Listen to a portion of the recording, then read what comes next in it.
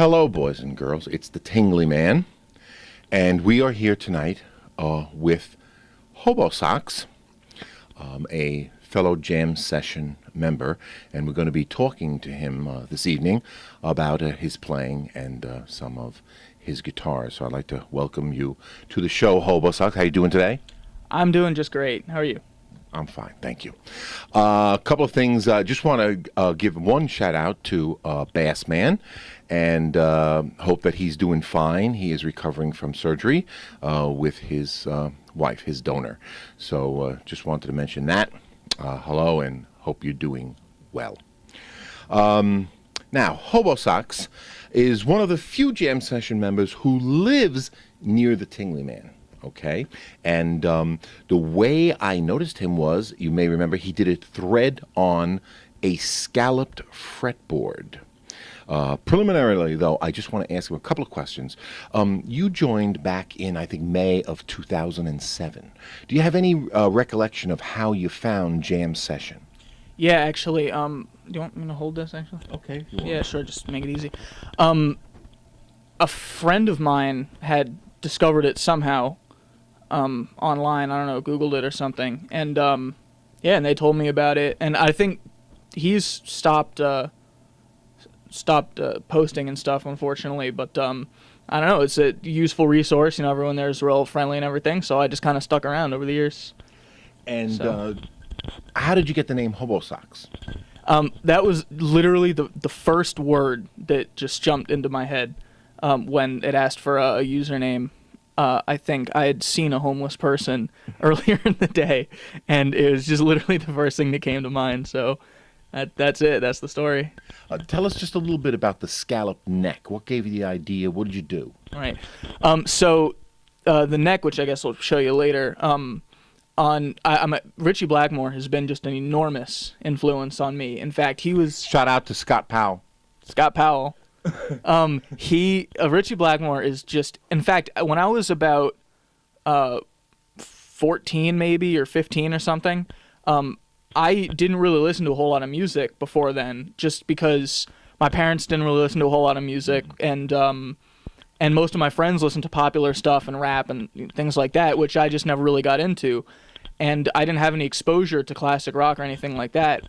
And one day, just one of my friends threw on Machine Head, by Deep Purple, and that just totally changed my life. That literally the minute that came on, and since that day, Richie Blackmore has been my favorite guitarist.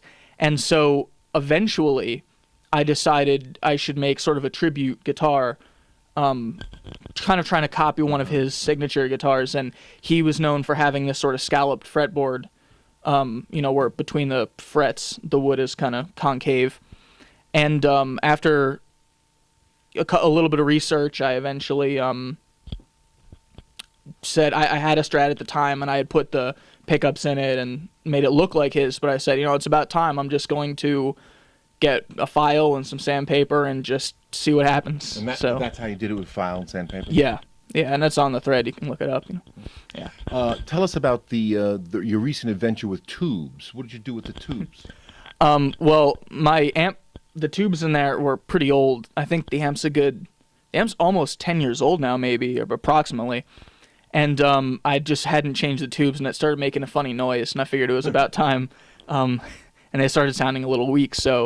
But I didn't want to put the same ones in just because I wanted to experiment. I'm only going to change the tubes once every couple of years. Right.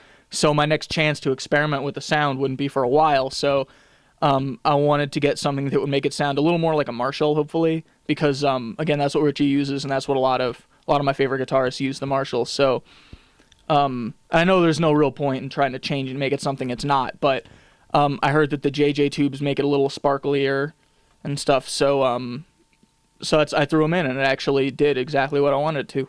So I got from Eurotubes.com. Tell the viewers a little bit about your experience in terms of playing the guitar. Well, let's see.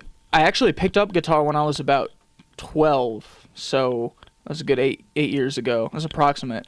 And more because it was just kind of something to do. Like I said, at the time, I didn't really listen to a whole lot of music.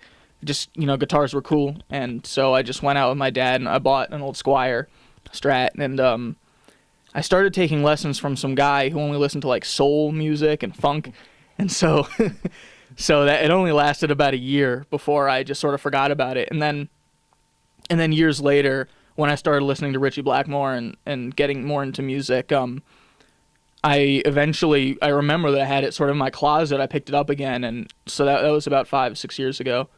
So I've been sort of playing ever since, yeah. And do you have a teacher now? And if so, who is that? Yeah, I started taking lessons again only about a year ago from a guy around here named Mark Raimondi.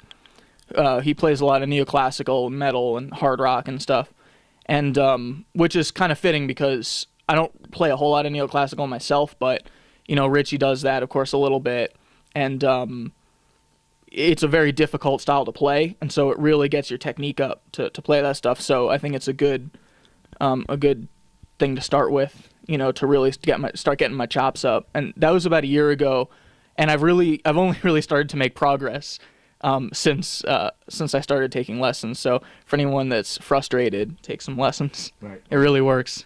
Good idea. Yeah. All right. That's a brief profile of our member Hobosox. So let's see some of the equipment he's got, and let's hear some sounds.